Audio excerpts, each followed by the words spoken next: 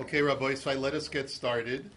We are on Daf Mem Zayin Amid Aleph, and the Gemara is in the middle of deliberating an interesting question. When we proffer honor upon a decedent at the time of his funeral, are we doing it for the sake of the decedent or for the sake of the survivors?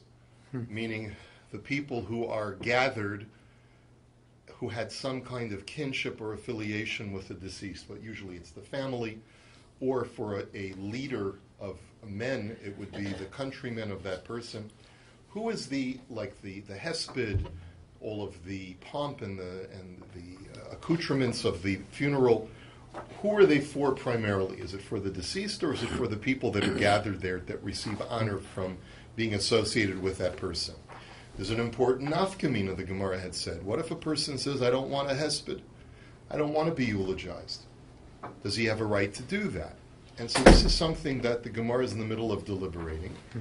And so Tashma, we're up to the 7th line on Daf Mem Zayin Amud Aleph to try and find resolution. Amar lahen al tispeduni ba'ayaros. This is a story about Rabbi Yehuda Hanasi, who before he died said, I know you're going to have to transport my body from where I'm currently residing to the cemetery, which is at some distance. And you're going to have to stop off. You'll pass through different towns and villages and cities. Only eulogize me in the large cities where you can get a big assembly. But in the small villages, small pickings, just pass through. And anyone from those villages who wants to be part of my hesped should come to the big city for the hesped. He felt that it was important for there to be a large assembly anywhere that a hesped was being made for him. And the Gemara says, and if the whole purpose of the honor shown to the deceased is for the survivors, then why would he care one way or the other? This has nothing to do with him. So the Gemara answers, Ksavar lisyakaru be Yisrael tfei.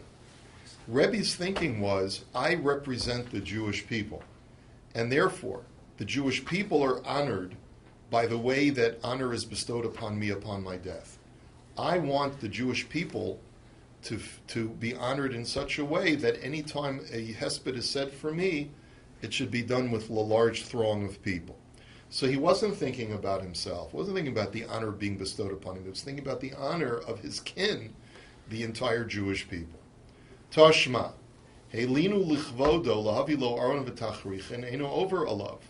So we had learned before about the prohibition of bal tolin, that you're not allowed to delay someone's burial. But what happens if you're doing it for the sake of the honor of the deceased? You need to get a casket, you need to get tachrich, and it's going to take time. So that's okay. So my lav lichvodo shalmei says, doesn't that brisa indicate that we're concerned about the honor of the deceased? So the Gemara says, lo lichvodo shel chai. Now the answer is no. We want the kin, we want the associates, the living, the survivors of that person who are gathered. We want them to feel honor when they see a beautiful flag and draped over the coffin or whatever it is. The honor is for them, it's not for the deceased. So the Gemara says, umishum kvodo shel chai mavis le'lemes. So is that right? To bestow honor upon the living, it's okay to desecrate the corpse by letting it lay over for extra time? That doesn't seem right. So the Gemara says, ki amar rachmana lo soli nivlaso alo eitz dumya de talui de is baby zayon. Aval hacha kevin de les baby zayon lo. So the Gemara says, there's nothing wrong with that. The only thing that you're not allowed to do is to desecrate a corpse by, let's say, hanging it on a tree where it's being disgraced by being laid out in public, on public display. But in a situation where you're just delaying the burial, we can justify that even if it's not for the sake of the decedent, but rather for the sake of the family survivors. There's no isser of bal tolin unless you actually do something flagrantly, proactively to desecrate the corpse. But if it's just delaying it without laying it out in public view, then it's okay. Tashma. Helino lichvodo l'shamea alav ayaros lahavi lo mekonenos lahavi lo aron v'sachrichin Eino over alav shekala osa eino elo lichvado shel meis. Here the Brisa seems pretty explicit that if you delay the burial in order to gather the throngs from various cities, or to bring the women who cry out their funeral dirges, or to prepare a coffin and tachrichin, then that's all justifiable to delay the funeral, because you're doing it for the honor of the decedent. And it's clear from the Brisa that it's for the honor of the decedent, not for the honor of the survivor. So doesn't that prove our point? So the Gemara says not necessarily, because hachi ka'amar kol ha'osa lichvodo shel chai ein bo bizayin l'meis. No, what maybe the Brisa really means to say is that you're doing all of these things to honor the survivors, and there's no bizayon, there's no desecration, therefore, to the dead, because you're doing it for the honor of those who are the surviving kin. And that's what the Brisa means to say, that it does, even though it says that it's for the honor of the dead, it doesn't really mean that. It means it's for the honor of the living, and it's justifiable because there's no desecration of the corpse. Tashma, Reb Nissen Amar, Simen Yachal Ameshon Ifron Yimenu La'achar Misa. Meis Shalo Nispad, Velo Nikbar, O Shechaya Goriraso, O Shayu Mikasham Mizalfin Al Mitaso, Zehu Simen Yachal Ames. This is a bit of a bizarre Brisa. The Brisa tells us something that should be a consolation. Reb Nissen says that if a person's corpse is in some way desecrated after he dies, then a person should not feel, oh, this is a terrible thing. Just the opposite. It actually helps to create a kapara for the person who needed a kapara for some sins. And one way of a person getting kapara, getting atonement, is to have the corpse not being treated exactly properly. So, for example, if let's say after he died he was not eulogized properly, or he wasn't buried properly. In other words, let's say the body was not given a proper burial, or let's say the body was dragged and mutilated by a wild animal. You shouldn't feel crestfallen because the loved one's body was not treated properly. Rabbi Akiva is an example. There's so many, all the people who died in the Holocaust and were not treated properly. That's acting as a kapara for them, and actually you should take nechama from that. But what do you see from here? The point is, or let's say rain fell on the corpse when it was waiting for burial. Mm-hmm. And all of those, that's a simin yafa, that's a good sign for the decedent. But shma mino yikara deshach bihu shma mino. So the Gemara says we can infer from this negative, we can infer the positive. If the whole issue of the desecration of the corpse is something that's affecting the corpse, then the honorifics bestowed upon the corpse are also for the sake of the corpse, and not for the sake of the survivors. And therefore, this is conclusive proof, says the Gemara, that anything that is bestowed upon the decedent, the corpse, post-mortem, is going to affect the corpse in one way or the other. Either it's an honor for the corpse, or it's a kapara for the corpse if the body is not treated properly. But the point is, this answers our question. It would seem from the conclusion of the Gemara that a person does have a right to say, I don't want any hesped. And that's why there is such a minhag. It's a machlokas among the poskim whether you really are allowed to do this or not. But we have precedents in Jewish history of great tzaddikim who gave it tzava before they died, saying, I don't want any hespedim at the Levayim. And I think Rabbi Yaakov Kanievsky was one of them. I don't remember, the Stipler, his father. I don't remember anyone else but offhand, but I know that there were many people. Next, Lo hayu kovrin chule. That the next thing the Mishnah had told us is that after the criminal was executed, he was not allowed to be buried in his ancestral cemetery, but had to be buried in a separate cemetery for criminals. And it was only after the skeletal remains had properly decomposed that you could exhume the remains and take the skeletal remains and place them in the ancestral cemetery. V'kol kach lama lefi she'en kovrin rasha eitzel tzadik. And the reason for this is because you're not allowed to bury a bad person next to a good person. It's applicable today. It is applicable today. You got to choose your neighbors very carefully, right? Even in the Beis Hakvaros. The Amar Rebbe... Don't pick noisy neighbors. What? Don't pick noisy neighbors. Noisy or nosy, yeah. The Amar Rebbe Acha Bar Chanina Minayin Shein Kovrin Rasha Eitzel Tzadik. And how do we know this? That you're not allowed to bury a rasha next to a tzaddik. Shenamar, vayihihem kovrim ish v'hinei ra'u es hagedud, vayashlichu es haish bekever Elisha, vayelech vayiga haish ba'atzamos Elisha, vayechi vayakam al raglav. A very strange story. What happens, Elisha is already dead, Elisha the Navi. There was a man who was a false prophet. He was an evil man. Because of his false prophecy that he gave to a Navi, Edo was assassinated. And so this false prophet also was eventually killed, and they're taking him to be buried. But what happened was a platoon of enemy soldiers was passing by. So quick, they said, let's get rid of the body and hightail it out of here. So they found the fastest way that they could dispose of the body was just dropping him into the closest grave they could find. It happened to be the grave of Elisha. And Elisha, the body that they deposited on top of Elisha, the two corpses touched each other, and immediately the corpse of the false prophet was resurrected by touching Elisha. And the Gemara says, you learn from here, why was this nace performed? Because Elisha basically was saying, Arois, get the heck out of here. I don't want to be buried next to you. And that's why the guy was able to get up and move on. So Amar le Rav Papa, V'dilma li'ikyuma, Vayehi na pi shenayim beruchacha elai. Well, wait a minute, that's not a proof that a wicked person can't be buried next to a tzaddik. Maybe what was happening was that the reason the person was resurrected was to fulfill a promise that was made to Elisha by Eliyahu Hanavi. When Eliyahu was still alive, Elisha was his disciple, and Eliyahu said, "What can I bless you with before I depart from this world?" And Elisha said, "I want to have double whatever you have." So Chazal say that it was granted to Elisha, that he had the same powers as Eliyahu, but double. So the thing is, Eliyahu was able to resurrect one boy during his lifetime. We have a story that Elisha was able to do exactly the same thing, but where's the second? Where's the double? So maybe this resurrection of this false prophet was a fulfillment of that promise that Elisha would be able to resurrect a second person. It's got nothing to do with getting rid of a rasha from the presence of a tzaddik. So Amarlei Ihachi Hainu Ditanya Al Raglav Amad Levesa Lo Halach. So if that were true, that can't be the case, because the Brisa says that when this wicked false prophet was resurrected, he never made it home.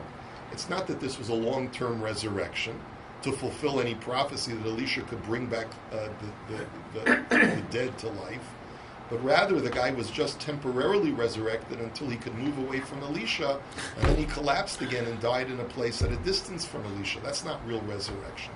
So Ella v'yihina pishnayim heichem mishkachas lach mishkachas la da'achia.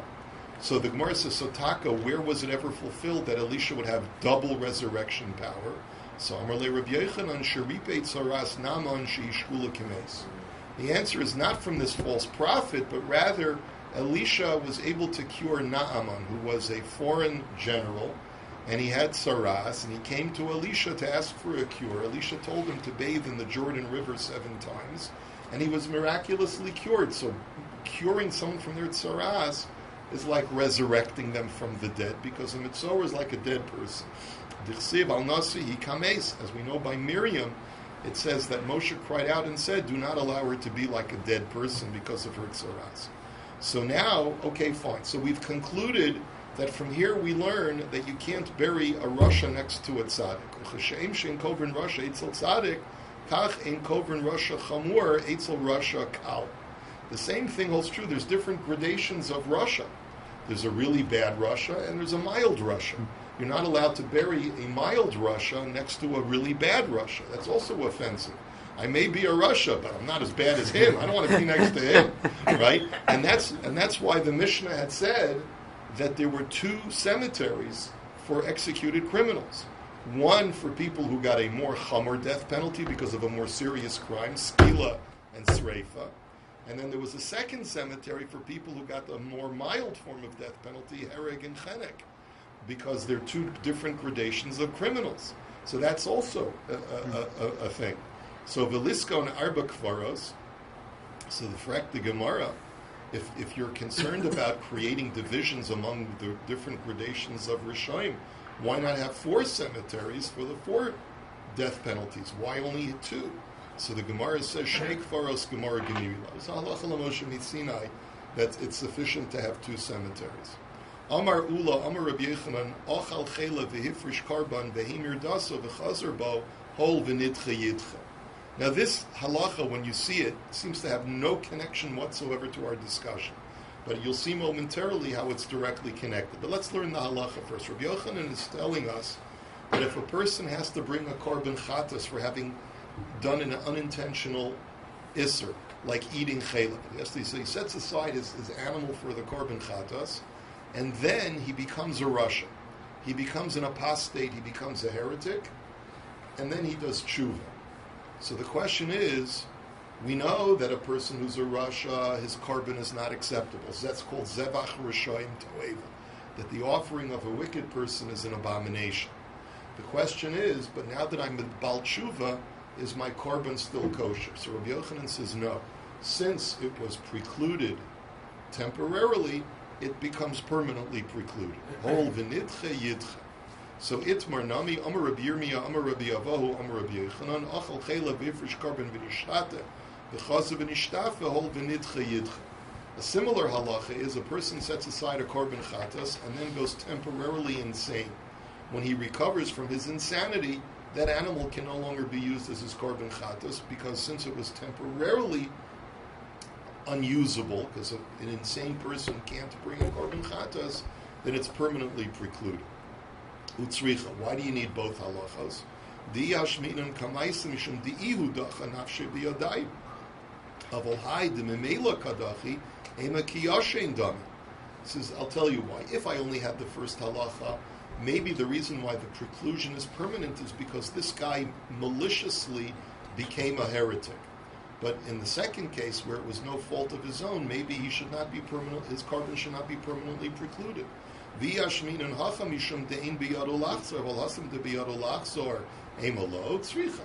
And conversely, I could argue in the second case, maybe he's permanently precluded because it was out of his control whether he's sane or insane. But in the first case, since he always has the ability to do tshuva, maybe the preclusion should not. You would argue that the preclusion should not be permanent, and therefore I need to say it in both cases. Amar Rav Yosef af ananami tanina hayu ba kadshim kadshim mizbeach yamusu kadshim berek habayis yifter. So we have a brisa to support this. It's talking about an ir hanidachas. Now, all the contents of an ir hanidachas that are privately owned have to be completely destroyed and burned to the ground. But what if there's a kadshim item that is in an ir hanidachas? So here the brisa tells us that that's not included in the law of destruction. If it's an animal that was set aside as a korban, that animal is not burned, it's not destroyed, but it cannot be brought as a korban. And if it's a, let's say, a kadshe berek habayis, let's say a gold ingot, that was dedicated as hektish to the temple, so you just have to redeem it and use its cash value and give that to the temple, but you can't give the gold ingot itself.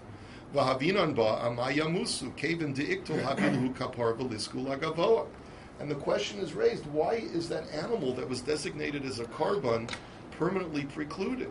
I mean, if after all you're going to argue it's because the owner of that animal was a member of the ir hanidachas, and since he was a Rasha, because he was convicted of being part of an ir hanidachas, his korban is unusable. But listen, he's going to be executed. Once he's executed, let's use that animal that was designated as hektish and place it on the mizbeach at least. What's wrong? So the Gemara says, "Lav mishum." The animal could be a year of the slave too. That's another option. No, so here it says yamusu. It has to die. It has to die. But the question is, why not bring it as a korban? The answer is lav mishum demrin and hol v'nitchu yitchu. Must be because since it was temporarily precluded as being a zevach rishayim, as being owned by a wicked person, it's permanently precluded. So Amar le Abaye, so Abaye wants to shlug that up. He says, no, misavris meis mitoch risho havile kapara, meis mitoch risho lo havile kapara. You're assuming that once the owner of that korban is put to death, his death atones for his sin, and therefore the stigma of this being the animal of a wicked person no longer exists. But that's not true. The very fact that the person is put to death does not mean that he's got full atonement.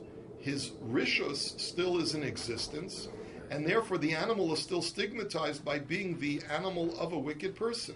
The Tani Rav Shemaya, and therefore it's not a raya of whole v'nitche yitche. So the Tani Rav Shemaya yochel afilu pirshu avosav midarchi tzibur yitama tamulomar ba'amav ba'osa ma'isa amav. And I'll prove it to you. You know how I'll prove it? It's because the Brisa says that the Torah says that a Kohen is metame for one of his 7 relatives who passes away. You might think, says the Brisa, that that's true even if they're heretics. So therefore the Torah says, no, ba'amav. They have to be members of his nation. If they're no longer members of his nation because they became mishumadim, they became Christians or whatever, so then you're not allowed to be metame for them. So what do we? So you see from here, now you could argue, well, once they die, their heresy is atoned for. So let the Kohen be metame for them. So you see that even post-mortem, a person's stigma of being a wicked person remains. So Amar le Rava mikam edamis nerag mitoch risho lemes mitoch risho. Mes mitoch risho kevin dechi urche kamayas lo havile kapara. But nerag mitoch risho kevin delav ki urche mayas havile kapara. He says, but you're comparing apples and oranges. When a person dies of natural causes, I can understand that their death is not an atonement, because the death was not a trauma to the person. It was of natural causes. So maybe that's not enough to give them a kapara. But when a person is executed by beit-din, or because he's part of a nir hanidachas, surely you would say that the traumatic death, the premature death, should act as a kapara. And Teda dechsiv mizmor la'asaf elokim bo'u goyim benachal osecha timu esechal kodshecha v'gomer nasnu es nevelas avadecha ma'achal of hashamayim besor chasidecha l'chayiso aretz. There's a kapitel in Tehillim which talks about the tragedy of Jews getting killed by their enemies, and they come in and they defile the temple and they kill the Jewish people and they scatter their remains so that they become food for the birds and the animals of the wild. And there are 2 terms to be used for Jews who are killed as martyrs. One is avodecha and one is chasidecha. So the Gemara asks, what's the difference between avodecha and chasidecha? They both, avodecha is your servants and chasidecha is your pious ones. So my avodecha, my chasidecha, what do the 2 terms mean? Lav chasidecha, chasidecha mamish, avodecha hanach demechai vidina, demi ikara, v'keven deiktel karuluhu avodecha. So it must be like this. Chasidecha are people who are always pious. And avodecha are people who were killed by the enemy, but through their being executed prematurely, receive an atonement. And they're called therefore avodecha, your servants Hashem. So you see that when a person is executed through unnatural means, they receive atonement. So that only, again, confirms what Abaya's argument is, confirms the statement of the Gemara, hol v'nidche yidche. So Amar le Abaya, mikam edamis, haruge malchus la haruge beit-din. Haruge malchus keven de shelo beit-din-court li havyaluhu kapara. But haruge beit-din keven de beit-din-court li lo havaluhu kapara. Abaya says, but you're still comparing apples and oranges. I could argue that when a person is executed in beit-din, they don't properly receive kapara. And that's why the animal is stigmatized permanently from an ir hanidachas, because they were killed justifiably executed by beit-din, and so therefore their death is not a kapara. When a person is unjustifiably murdered by an enemy force, that's when they receive a kapara, because they didn't deserve to die. And so therefore their death is a kapara. And that's what David HaMelech was talking about in Tehillim. So again, you have no proof to what you're trying to suggest. So, and Teda did not, and now let's prove it. Again, we're going back to our Mishnah. Ditnan lo hayu kovrin oso bekivros avosav. He says, what did our Mishnah tell us? A person who's a convicted criminal who's executed could not be buried together with his ancestors in the ancestral cemetery. V'isal kadaitach kevin de'iktol havilahu kapara. Likbaru.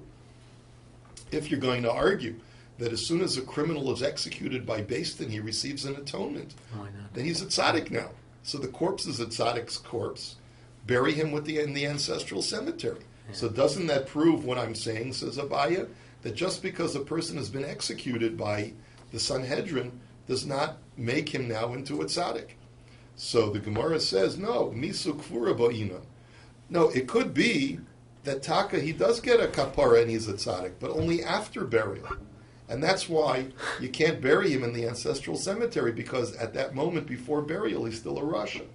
So Mosif Ravada Bar-Av Aloha Misablim Ela Onin and Shananinus Ela Belev V'Yisal Gedaitach Kevin De'ikfor Havilu Kapara Li Ablu.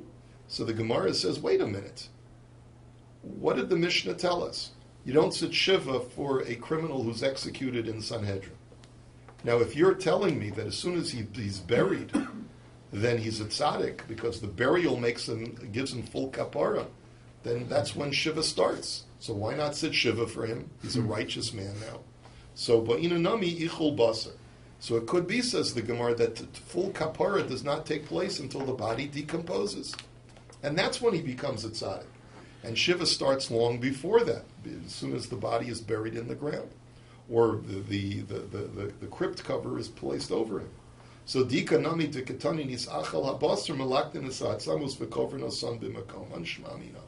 And we can actually infer that from our Mishnah, because our Mishnah says that after the body is fully decomposed and all you have are skeletal remains, you can exhume the criminal's body from the criminal cemetery and reinter it in the ancestral cemetery. So you see from here that as soon as there's full decomposition, you can.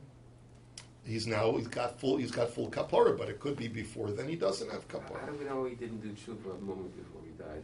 We don't know. This is presumably not.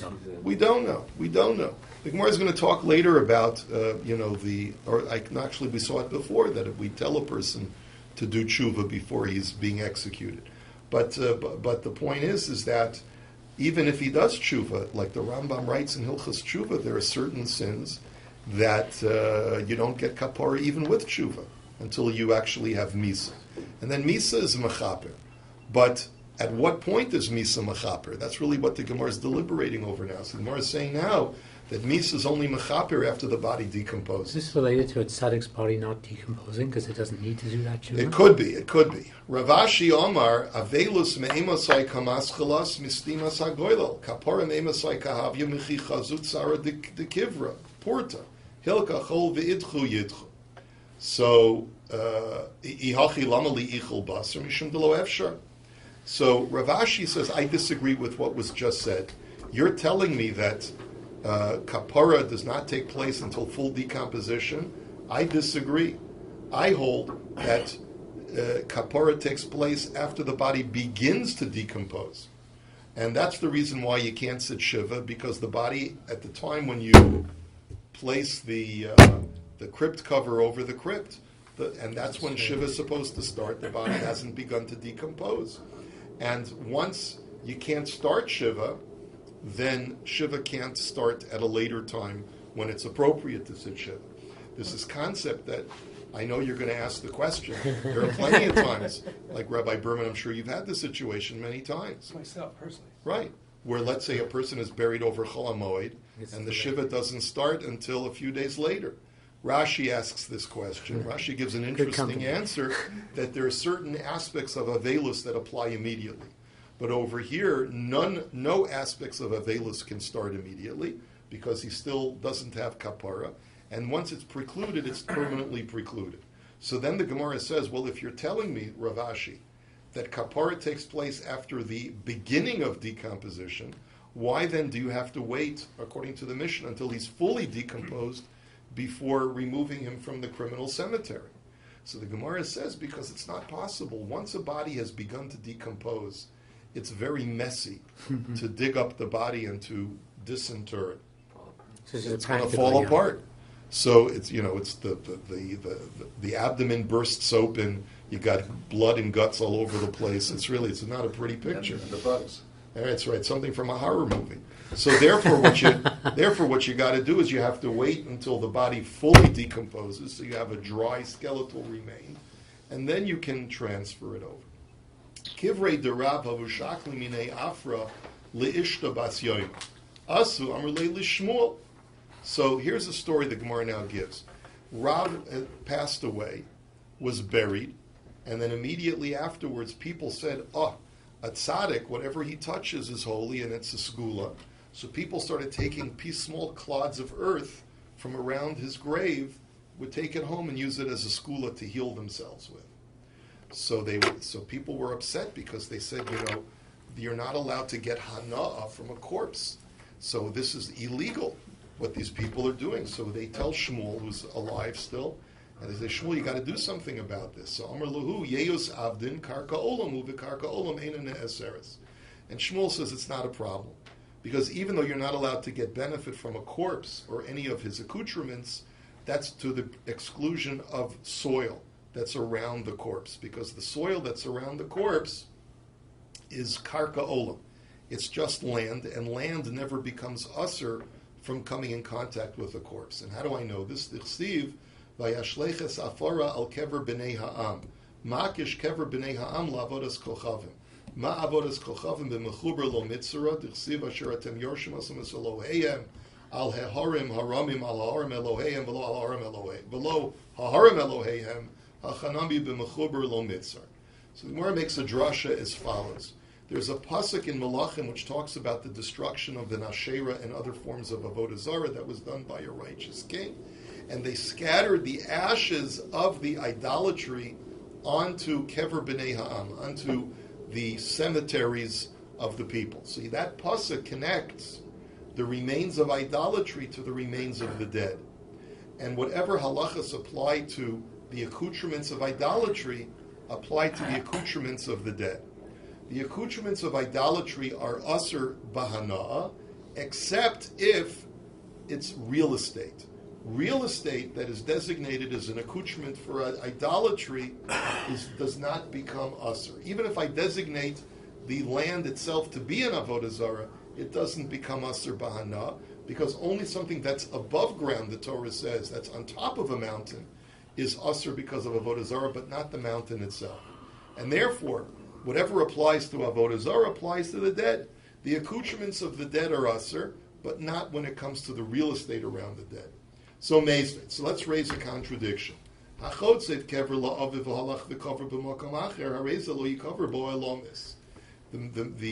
Raisa says that if a person hews a grave for his father and then decides to bury his father somewhere else, the very designation of that soil as a kever makes it asur permanently. According to you, real estate never becomes asur. So the answer is, says the Gemara, we're talking about an above-ground crypt. An above-ground crypt, even though now it's attached to the ground, but since it was previously not attached to the ground, it's like avodah-zarah that was later attached to a mountain, which can become asur permanently, but not the soil itself. Tashma, kever chadosh muter bahana, hitul nefel asur bahana. And now the Brisa says another thing, that a new grave that was undesignated, you can get benefit from it, but once you use it as a grave by placing, let's say, a miscarried fetus into it, it becomes permanently asur bahana, even if you disinter the fetus afterwards. But hachanami bekever bina. So there too you'd have to say we're talking about a crypt, because the soil would not be asur bahana. Tashma nimsa ata omer shalosh kavaros hein. Kever hanimsa, kever hayadua, kever hamazik asarabin. There are three halachic issues, or three halachic gradations of grave. And what are the three gradations? If a grave was unmarked and it was discovered, where there was no authority to bury someone there, that's one halachic category. Second halachic category is if it was a known grave that was marked and people know that it was designated as a grave. And the third category is if there's a designated grave, but it's positioned in a place where it's a nuisance to the public. So let's see what the three halachos are. Kever hanimtza muter lefanosa, pinehu mikomo tohor muter bahana. If it's a kever that was not authorized for burial and someone just appropriated someone else's property and deposited a body there, So since the person never had the authorization to place a body there, he doesn't have a right to make that soil asur bahana, and therefore, if you exhume the body from there, the entire soil is tahor, and there's no isur hana. But kever hayadua asur lefano, so pineu mekomo tami v'asur bahana. But if it's a grave that was authorized and is marked, so even if you exhume the body, the place is still tami midirabanan, and you're not allowed to benefit from it. And that contradicts what we just said, that the soil is never asur bahana. And kever hamazik esarabe muter lefano, so pineu mekomo tahor v'asur bahana. And if a kever, the third category is if it's a nuisance to the public, you're allowed to exhume the body. And if you exhume the body from its place, the place is tahor, but it's still asur bahana. You're still not allowed to benefit from it. Again, we have a kasha. If soil never becomes asur bahana because of the dead, why are these things asur bahana? So hachanami bekever binyan. So the Gemara answers there too. We're talking about an above ground crypt and not the soil itself. Bekever hanimtza muter lefanosa. So now the Gemara says, incidentally, I have a problem with the first category that you said. An unmarked grave which was not authorized, you're allowed to exhume the body because it wasn't authorized to be there. But who says? Dilma meis mitzvah, hu meis mitzvah kona makoma.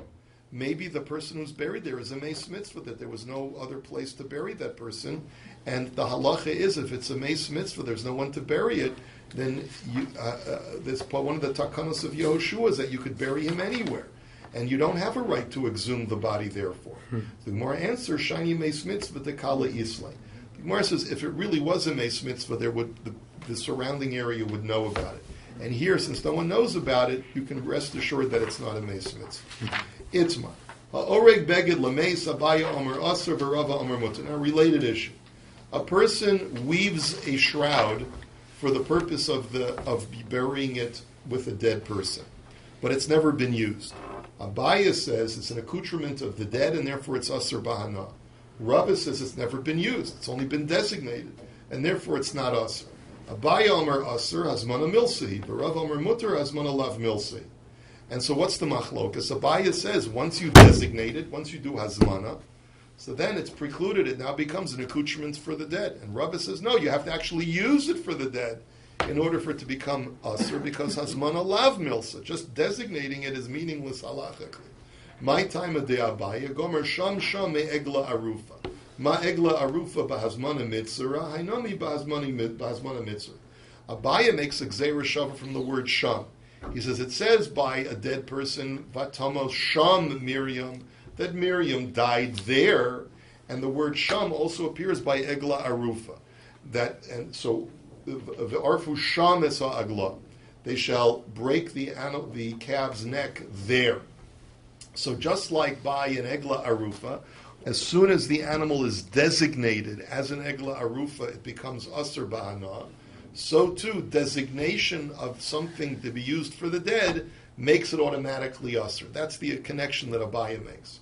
V'rava gomer sham me avodas kolchavim b'hazmana lo mitzvah af hacha nami b'hazmana lo mitzvah. And Rabbi says, no, I have a different gzeira shava. Yes, sham, but not sham from the dead to egla arufa, but sham from the word sham by the dead, by Miriam's death, and sham by avodah-zarah, because it says by avodas kolchavim. What's the pasuk by avodah-zarah? It says asher avdu sham hagoyim, right? So what's the gzeira shava? When you designate something as an accoutrement for avodah-zarah, it doesn't automatically become asur. There's no such thing as hektish for avodah-zarah, for accoutrements for avodah-zarah. You have to actually use it in the worship of the avodah-zarah for it to become asur. And therefore the same thing applies, says Rava, to something that's an accoutrement for the dead. Until it's actually used, it doesn't become asur. V'Rava my time lo gomer me egla arufa. So why doesn't Rava hold of a bias gzeira shava to egla arufa? So Amar Lecha mishamshin gamrina lafugi egla arufa dihi gufa kedusha. The answer is because we're talking about accoutrements. We're talking about the accoutrement of a corpse. So therefore it makes more sense to connect it to the accoutrement of avodah-zarah. And egla arufa is the object itself of holiness, and therefore it's not appropriate to make a gzeira shava to egla arufa. The Abaya, my time lo gomer me avodas kolchavim. So Abaya taka, why don't you hold of Rabbi's Gdei Shava to avodah-zarah? So Amar Lacha, midi di urcha, di urche midi di urche gamrinan, lafuke avodas kolchavim de lav urcha. He says, because I'd rather make a Gdei Shava between the dead and Egla Arufa, where you both are things that are permissible and normal for people to do, to create an accoutrement for the dead and to bring in do an Egla Arufa ceremony. That's what Hashem wants you to do. Avodah-zarah is something that Hashem doesn't want you to do, and therefore it's not as common, and therefore it makes less sense to connect something that's uncommon and undesirable to something like the shrouds of the dead, which are something common and something desirable. And this is where we'll hold it for today. I wish you a good night.